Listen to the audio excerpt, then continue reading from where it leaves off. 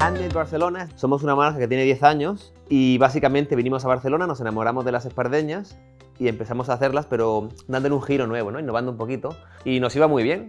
Antes del COVID teníamos 6 tiendas, nos íbamos muy bien. Y a partir del 15 de marzo, pues todas las persianas abajo y a facturar cero. En ese momento nos tocó reinventarnos. La necesidad es la madre de la creatividad. Así que cuando llevamos un mes cerrados, dijimos hasta aquí. Nos toca buscar la forma de hacer negocio en esta nueva realidad, ¿no? Que tiene que haberla. Y se nos ocurrió una cosa que a primera vista suena extraña, pero ha resultado un éxito total. Y son las experiencias virtuales. Básicamente lo que hacemos es virtualmente traernos a la gente desde donde estén, a Barcelona. Lo primero que todo es que les enseñamos el origen de las espardeñas. Entonces también les mostramos el tipo de material, cómo se trabaja con las manos y después les mostramos las opciones que tienen y ellos mismos empiezan a diseñar. Todo lo que los clientes quieran, tratamos de hacerlo porque la experiencia cuando les llega su zapato a su casa es espectacular. Estas son para Singapur.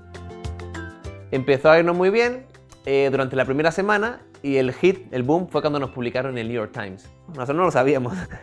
El 10 de mayo es el Día de la Madre en Estados Unidos. Publicaron en el New York Times como The Best Gift for Mother's Day.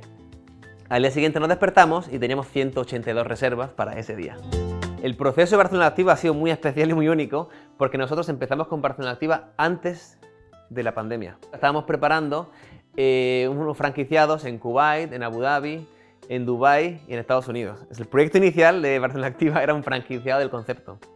En mitad del proyecto aparece el COVID, aparece la pandemia y tuvimos que hacer un pivotaje y fue una experiencia muy enriquecedora porque fue en conjunto con los mentores que le íbamos comentando, oye, vamos a hacer esto online, nos han publicado en New York Times, ahora nos contratan. Ellos mismos fueron testigos del pivotaje tan grande que hicimos y del nuevo concepto que nos hemos inventado que funciona igual o mejor que una tienda. El día que volvamos a tener turismo, tenemos las tiendas más las experiencias online.